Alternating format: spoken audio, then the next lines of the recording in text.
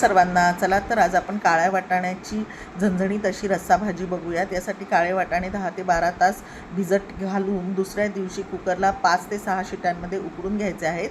मसाला खाली दिल्याप्रमाणे आपण पाहू शकता।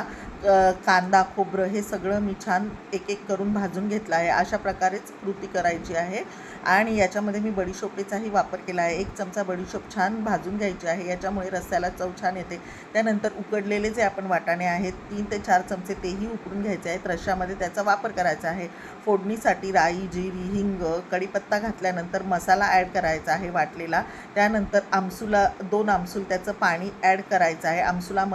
आमसुलामुळे या रश्श्याला चव छान लागते। त्याच्यानंतर वाटलेलं जे काळे वाटाणे आहेत तेही ॲड करायचे आहेत। घरात असलेले अवेलेबल मसाले लाल तिखट, धने जिऱ्याची पूड, काळा तिखट मसाला, हळद हे सगळे टाकून चणे टाकून छान परतून घ्यायचं आहे। आवश्यक तेवढं पाणी ॲड करून रस्सा बनवायचा आहे। अशा प्रकारचा रस्सा नक्की बनवा आणि माझा व्हिडिओ आवडला तर प्लीज लाईक अँड सबस्क्राईब नक्की करून पहा। काळ्या